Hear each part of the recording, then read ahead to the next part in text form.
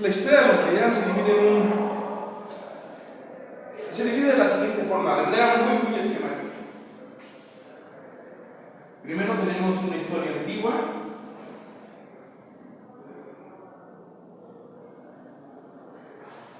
una historia de la Edad Media, una historia de la Edad Moderna y una historia de la Edad Contemporánea.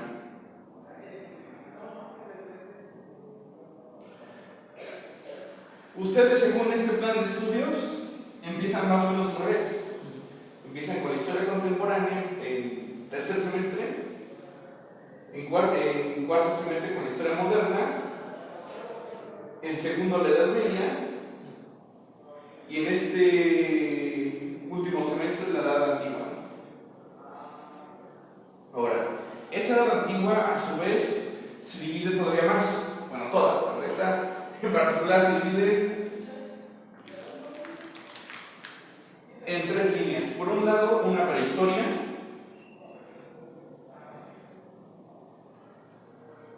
que literalmente es pues, antes de la historia, antes de la escritura, dado que la idea de la historia como tal es a partir de ahí hay documentos escritos. Entonces, es prehistoria antes de la escritura. Luego de la prehistoria viene una etapa que se conoce como protohistoria.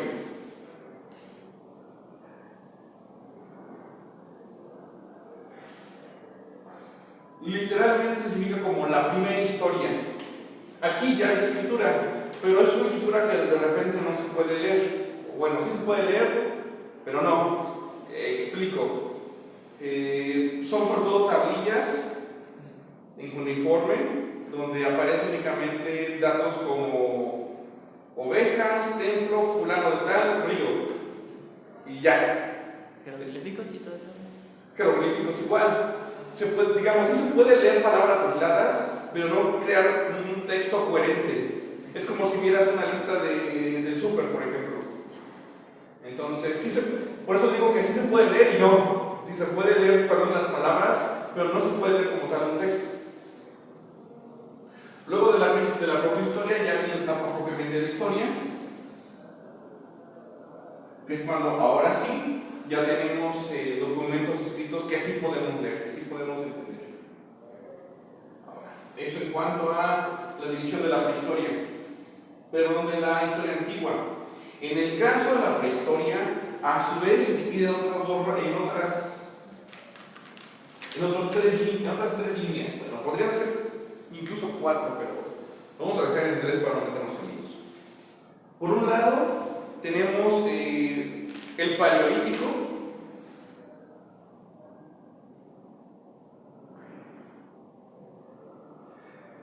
El Paleolítico literalmente significa la piedra antigua. Paleos en griego significa antiguo y litos en griego es piedra. Es la piedra antigua. El Paleolítico es la etapa más larga de la historia de la humanidad. Es durante el tiempo en el cual los seres humanos se dedican a la caza y la recolección. Tendemos a pensar que son nómadas, no necesariamente, ¿por qué? Luego del Paleolítico viene una etapa que se conoce como Mesolítico.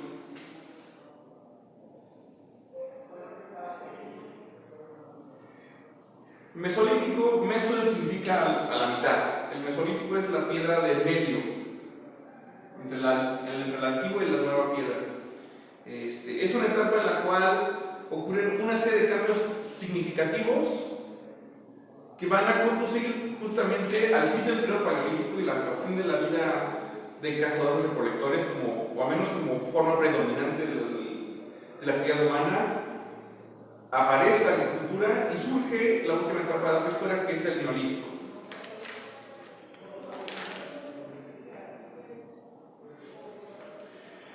El Neolítico, pues, literalmente es la etapa de la piedra nueva. ¿Neo es nuevo? Neo es nuevo. Todo está en griego. Entonces, esta primera parte de la historia antigua que hay que abordar, pues aborda sobre todo esta parte de la prehistoria. Y a partir de aquí hay una serie de precisiones indispensables que tendríamos que hacer. Primero, ¿qué fuentes tenemos para entender ese periodo de la historia del cual no hay escritura. De todo este periodo no hay absolutamente nada escrito. Por un lado, Las pinturas rupestres. ¿cómo? Las pinturas rupestres. Tenemos las pinturas rupestres, tenemos la iconografía,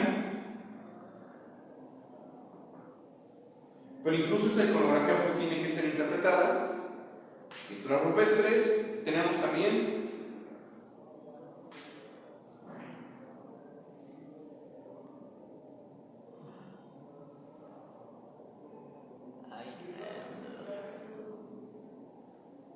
¿La arquitectura? O la arqueología, ¿no? la arqueología. La arqueología también ofrece una serie de evidencias sobre la vida en la prehistoria, pero de nuevo esas fuentes arqueológicas ofrecen una serie de problemáticas. Tenemos también a la otra rama que apoya la ciencia de la historia, que es la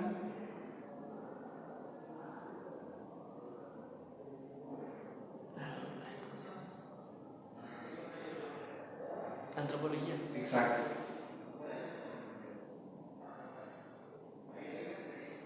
La antropología es otra rama que también nos sirve para entender la conducta humana, sobre todo en este periodo de la historia antigua.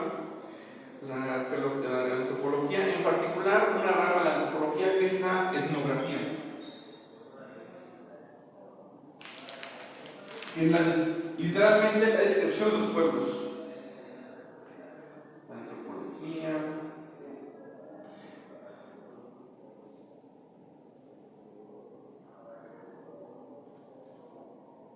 Y bueno, también tenemos más recientemente la ciencia de los genes.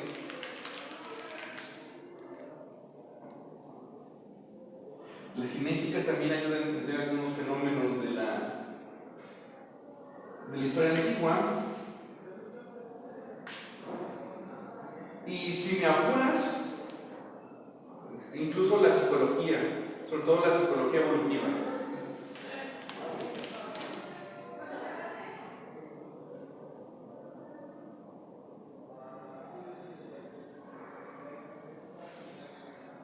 No sé si esto se alcanza todavía a ver hasta abajo, hasta todavía alcanza.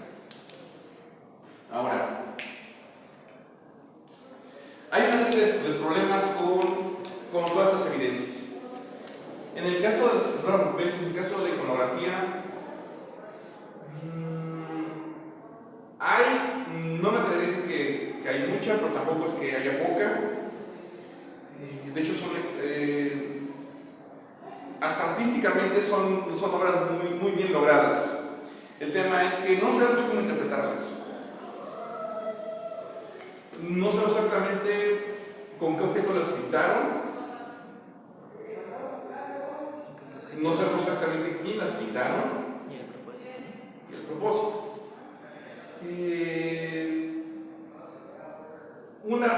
Un primer acercamiento, y tiene que ver mucho con la antropología, es, pues bueno, no solamente en el Paleolítico se pintaban pinturas rupestres, sino que incluso hasta el día de hoy ciertos grupos no hasta el día de hoy, porque de hecho prácticamente han desaparecido, pero en el siglo XVIII, siglo XIX, principios del XX, había grupos en el norte de América, en Sudamérica, en las Amazonas, en África, en Australia.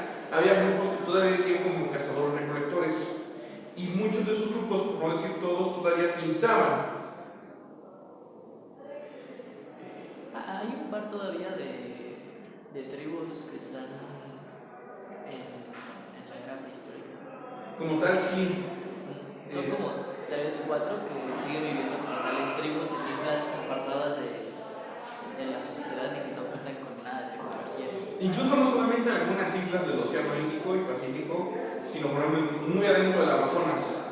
El problema con estos grupos es que como no han estado en contacto con el resto del mundo, no tienen las defensas necesarias para soportar nuestras enfermedades. Entonces los antropólogos realmente no se aventuran a meterse ahí por un riesgo de comprometer su supervivencia de esas comunidades. Ya no hay forma de estudiarlo, mejor dejarlo se pasa. Pero los que sí se estudiaron en su momento, identificaron que también pintaban pinturas rupestres. Lo que muchas veces se encuentra es que antes de ir de cacería, encuentran, por ejemplo, ciertos rituales en los cuales hay un chamán que ya sea que se drogue con alguna sustancia o incluso solamente por estar bailando toda la noche sin descanso empieza a alucinar. Y muchas de sus alucinaciones las plasman en las pinturas y se parecen a algunas representaciones. Vemos, por ejemplo, figuras que podemos asimilar que parecen figuras humanas, pero con alguna cabeza de un animal, un venado, por ejemplo. Aparentemente sería un chamán, pues, que estaría portando algún atuendo propio. Y se ven, por ejemplo, con puntos alrededor o dentro del cuerpo. Y pues esos puntos aparentemente pues son los puntos que se generan propios de la alucinación. Incluso los ven cuando, por ejemplo, está haciendo ejercicio a mucha intensidad, empieza a ver puntos de colores. Es básicamente eso. Ahora, otra explicación que se da a partir del estudio justamente de la etnografía es que la pintura es un ritual propiciatorio. Pues pintan al animal siendo cazado con una idea de que pues así va a pasar en la vida real. Aparentemente tiene que ver con un fenómeno de animismo.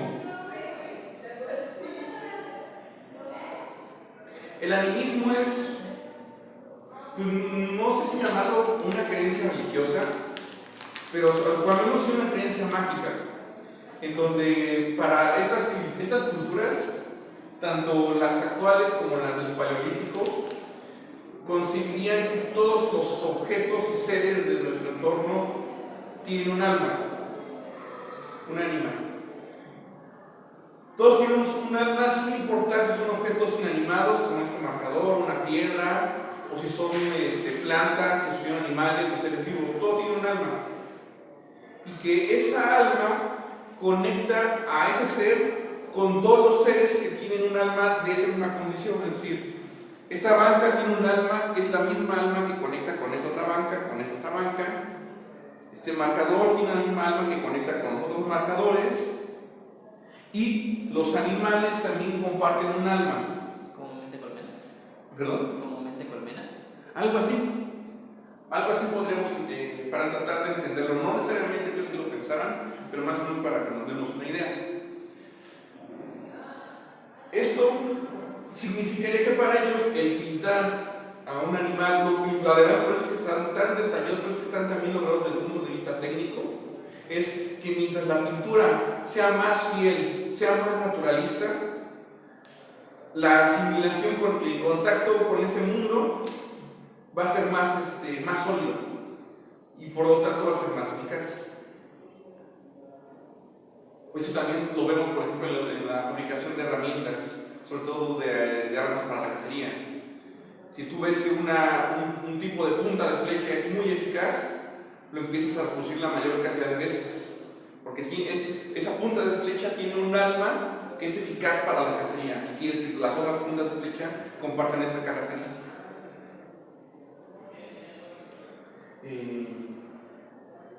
No es muy distinto el pensamiento, este tipo de pensamiento mágico no es muy distinto del pensamiento mágico como que cree que una cosa si lo manifiesta se va a cumplir el horóscopo, esa clase de cosas. Se parecen mucho esos elementos. Ahora, pero no todos los antropólogos ni todos los arqueólogos están tan de acuerdo con esta interpretación. Hay unos que plantean que no se tiene que investigar la pintura rupestre a partir de su comparación con el mundo actual, sino que tiene que ser estudiada y analizada solamente la pintura rupestre solita. Y varios arqueólogos llegan a una serie de conclusiones que sí están difíciles de sostener. Llegan a asociar, por ejemplo, que ciertas figuras, sobre todo animales, representan lo femenino, y Y otras figuras, por ejemplo, flechas y lanzas representan lo masculino, por ejemplo. Hay ciertos elementos que sí llamaron la atención, por ejemplo, identifican que cuando entras a la cueva, en la zona que sería como la principal, la parte más amplia de la cueva, donde más espacio hay, pues se suelen pintar animales como mamuts, rinocerontes, sobre todo los animales que cazan, jabalís, cebras, etc., sobre todo los herbívoros. Pero ya en las partes más recónditas de la cueva, las más inaccesibles, suelen pintar a los depredadores, tigres, osos, leones. Y ese es otro elemento. De hecho, en general, las cuevas que utilizan para las pinturas son cuevas que no habitan ellos como tal. Son cuevas inaccesibles, muy complicadas de llegar primero y muy complicadas de meterse. Entonces, lo que aparentemente lo que se interpreta, vinculado justamente a través de la etnografía, es que pintaré en estas cuevas tan complicadas, con la mentalidad de que hay una fuerza mágica tan poderosa que no puedes arriesgarte a que se salga de ahí y se cometan y que se salga de control. Entonces, buscan las cuevas más inaccesibles, más encerradas, para que esa magia mímica quede ahí encerrada y la puedan manipular rápidamente. No es algo que manejen tan a la ligera. Algo similar, por ejemplo, ocurre con las Venus del Paleolítico. De esas lo explicamos un poquito más adelante. Pero es la misma dinámica. No sabemos para qué eran creadas y solamente es por asociación con ciertos elementos posteriores. Eso para entender qué pasa con la iconografía como fuente. Con la arqueología sí ofrece evidencia que es difícil de refutar, que digamos eso es lo más objetiva posible, sí, pero incluso ni eso es tan objetivo, porque la forma en la que se hace la excavación también depende mucho de la postura del arqueólogo. Hay dos tipos de arqueología.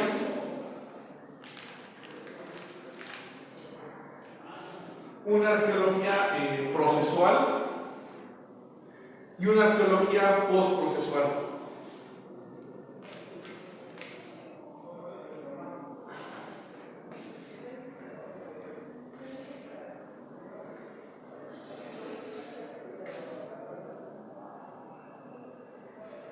La arqueología procesual lo que le interesa es ver los fenómenos, sobre todo materiales, pero en su larga duración, lo más vasto posible. Estamos hablando de la mayor cantidad de miles o de millones de años que se puedan ver. Para este caso, sobre todo, decenas o cientos de miles de años normalmente. En este sentido, la arqueología procesual lo que hace es no tanto una excavación extensiva, sino elige solamente algunos puntos y excava lo más profundo. Lo más profundo, pues para ver justamente esa larga duración. Sí, junto con la prueba de carbono 14. Sí, es otro tipo de pruebas para fechar, y uno pensaría, pues esto es irrefutable. Y normalmente sí, perdón. La longitud de tiempo, ¿no? Normalmente sí, porque finalmente, sobre todo, seres vivos, plantas y animales, tenemos una cantidad de carbono en nuestro cuerpo, que una vez que morimos, pues la cantidad de carbono se va disminuyendo. Hay un isótopo que lo mide, y a partir de la pérdida de ese isótopo se puede calcular más o menos cuántos millones de años, cuánto sería, pues es su antigüedad. Pero incluso el carbono 14 no da una fecha exacta.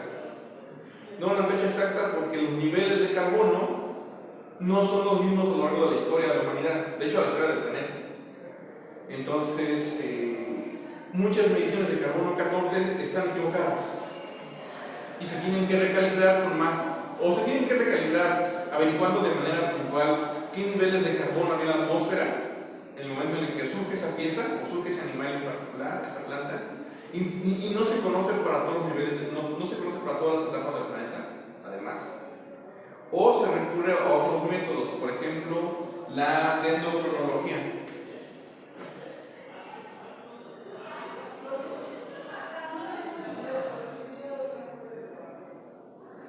La dendrocronología es el estudio de los anillos de los árboles. Seguramente recuerdas que en biología los anillos de los árboles nos indican cuántos años tiene un árbol. Entre más anillos tenga, más antiguo es, ¿no? Exacto, mientras más anillos tenga, pues más tiempo tiene.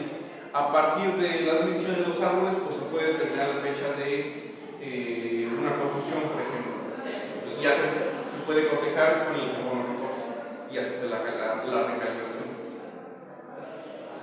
Habría más métodos, pero pues esos son los más usuales: carbono 14 y dendrocronología. Ahora, en el caso de la arqueología postprocesual, no le interesa tanto la vida material, sino las relaciones culturales. Cómo este objeto material determina o influye en su defecto en la vida cotidiana de las personas, e incluso, si se puede, en su forma de pensar. En ese sentido, la arqueología postprocesual, en lugar de enfocarse en algunos puntos de irse hasta abajo lo más que se pueda, lo que suele hacer es una excavación más amplia, pero no llega a capas tan profundas. Uno pensaría, pues bueno, la solución es combinar ambas, ¿no? Hacer una excavación amplia y lo más profundo que se pueda. El problema es que eso no se puede por el tema de dinero. El financiamiento de la arqueología es mínimo, y además no se puede elaborar todo el año también. O hay zonas muy conflictivas, sobre todo para esta etapa del Paleolítico, pues que se tienen que hacer en África, donde hay guerras civiles a cada rato, conflictos armados, hambrunas, inseguridad, están más unidos que México.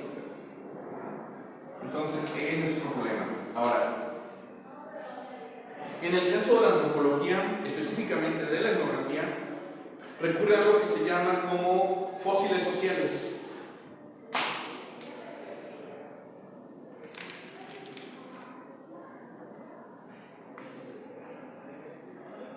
Los fósiles sociales, pues, son estas comunidades que viven como vivía la gente del Paleolítico, o parecido a como vivía en el Paleolítico. ¿Cuál es el problema aquí? Aunque tienen elementos compartidos, sobre todo porque viven igual, son comunidades que ya estuvieron en contacto con grupos agricultores, con grupos sedentarios. Entonces, pues ya hay ciertas conductas agrícolas que pues ya se quedaron, que terminan permeando en las sociedades de cazadores. Entonces luego no es del todo exacta ¿Las fechas? bueno, no tanto las fechas, sino los análisis. Es decir, asumir que por cómo viven o como vivía un grupo de cazadores recolectores en el siglo XIX, no es necesariamente seguro que así viene el Paleolítico, aunque tengan elementos en común. Quiero ver si no se ha apagado esta cosa. ¿Sigue grabando? Así, perfecto. Y luego, como al minuto 40, le da por apagarse, no sé qué pasa, pero bueno. Entonces, eso es un problema. En el caso de la genética, aquí ofrecen evidencia que puede llegar a ser muy contundente. El tema es que no todos los huesos, no todos los restos fósiles están en tan buen estado para extraer material genético y analizarlo. E incluso hacer eso, pues, cuando lo tienen que hacer, es después de muchas consideraciones, porque finalmente implica, aunque sea un fragmento pequeño, hay que destruirlo para sacar el ADN. Entonces, no siempre lo tiene. Y no están hechas como todas las cadenas, no están estudiadas como todo el complejo del ADN, todas las cadenas de ADN no están debidamente estudiadas. Entonces, creo que la única que ya está estudiada bien es la de Neandertal. Incluso tienen condiciones de reproducir uno. ¿De qué? Del Neandertal. Ah, ok. Y bueno, por último, pues la psicología evolutiva se apoya sobre todo en psicología social, es decir, ver cómo se comportan los seres humanos hoy en día, en sus comportamientos más primitivos, y tratar de a partir de ir rastreando conductas hacia el pasado. Igual no hay consenso entre los mismos psicólogos sobre las conclusiones, de modo que hay muchos elementos que podemos rescatar, pero con ciertas asegúnes, con ciertas reservas. Y a partir de eso, ¿cómo podríamos reconstruir hasta donde se pueda la historia del Paleolítico? ¿Hasta aquí tienes alguna duda? Ahora, a partir de esto, ¿qué es lo que sabemos? Eso ya lo puedo borrar, ¿cierto? Sí.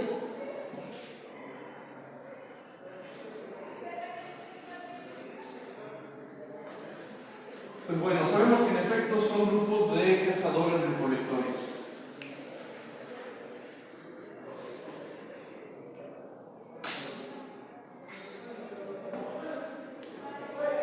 De caza y recolección. Sí es paleolítico, ¿verdad? Sí. Pensé que decía paleo. Paleolítico. Y si no se alcanza a ver bien el rojo, o sea. Pero bueno, un color que estamos entonces, son grupos que dependen de la caza y la recolección. ¿En qué proporción? Estamos hablando de que, contrario a la idea que solemos tener, en realidad dependen solamente un 25%, entre un 25 y un 30% de la cacería, y entre un 70-75% de las recolecciones, pues se alimentan más de plantas que de animales.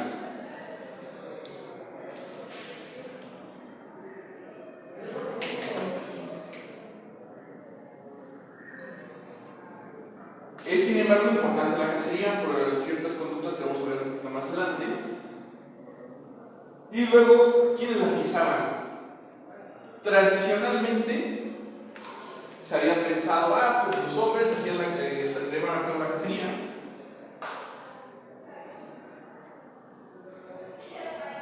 y las mujeres llevaban a cabo la recolección.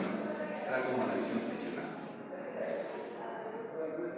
Recientemente medio se ha puesto en duda esta idea, sobre todo con el feminismo, y la ideología de género se ha puesto en duda. Presentan una serie de evidencias, por ejemplo, etnográficas. Presentan comunidades, de hecho hay un artículo que se llama así, el mito del hombre cazador, diciendo que hay comunidades, había en el 17, 18, 19, en donde las mujeres también cazaban, tanto caza mayor como caza menor, algunos solamente caza menor. Y sí es cierto que eso ocurría, pero lo que pasa por alto, y aunque lo mismo lo mencionan las autoras, es ellas estudian, por ejemplo, 392 comunidades, 18, 19, 20, para identificar dónde se cazaban y dónde no. De esas 392, identifican solamente 50 donde las mujeres se casan. Es decir, hay 342 donde las mujeres no cazan, se dedican únicamente a la recolección. Es decir, la idea de que el hombre es un cazador no es un mito. Realmente, incluso donde sí cazan las mujeres, finalmente los hombres también cazan. Y aquí es algo indispensable que hay que entender. El que cazan las mujeres, pues aunque sea una rareza, sigue siendo eso. Es decir, no, casi te lo presentan como queriendo ocultar un panorama general de lo que realmente está pasando. Ahora, eso en tiempos recientes. ¿Qué es lo que vemos en el Paleolítico, en los restos óseos, en los fósiles? Hay, por ejemplo, varias sepulturas, sobre todo en América, que se han identificado, donde usualmente se encontraba la sepultura, se veían restos de, por ejemplo, lanzas, flechas, instrumentos de cacería, y la interpretación inmediata era, pues son hombres que te sepultan con instrumentos que usabas en vida, normalmente se la idea. Estudiando esos fósiles, resulta que algunos corresponderían a mujeres. Y justamente el feminismo lo que plantea, significa que las mujeres se casaban. El problema, y que también reconocen muchos arqueólogos, es que muchos de estos restos fósiles, como tal, no está identificado con claridad si son hombres o mujeres. Uno pensaría que está bastante fácil únicamente con el tema del hueso de la cadera, pero implica más complicaciones que eso. Y en el caso en los cuales sí está identificado con claridad que sean mujeres las que están sepultadas con estos restos de cacería, resulta que no son adultas, ni siquiera adolescentes, que serían niñas. Por mucho que las mujeres se casaran, una niña no le envías a la cacería, a un niño tampoco le envías a la cacería. Entonces, es un hecho que esos restos como tal no corresponden a individuos que cazaron. Más bien parece que es como... Se parece mucho quizá a esta conducta del güey que se toma fotos en Instagram con una pistola, el alucín. Muy probablemente muchos de estas culturas sean justamente eso. De yo no cazaba, pero se acusan con estas cosas para que se vea que sí. Y eras. Sí, este fenómeno de ser alucín desde el paleolítico tendría su origen. Porque además, dentro de la antropología, no solamente la etnografía, también hay una rama de la antropología que es la antropología física. ¿Hace cuánto fue más o menos todo esto? ¿Cuánto de paleolítico? Ajá. Pues desde que surge la humanidad como tal, estaríamos hablando el fósil más antiguo de un ser humano, de un Homo sapiens, se ha identificado por ahí de 200.000 años más o menos.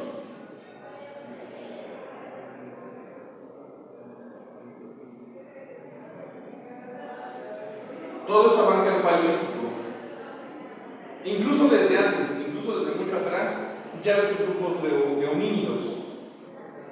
El Homo erectus, de hecho el Homo erectus tiene el récord de ser el humano que más tiempo estuvo, la especie humana que más tiempo estuvo. Estamos hablando de unos 2 millones de años. Empezó el Homo erectus, el Australopithecus. Pero en el caso de su especie en particular, pues los más antiguos 200.000 años hacia atrás.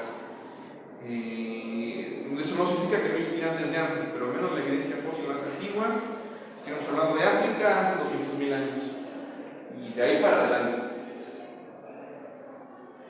En el caso de la antropología física, tiene ciertos contactos, por ejemplo, con la medicina forense, porque lo que hace es estudiar los cuerpos y a partir de, en este caso únicamente del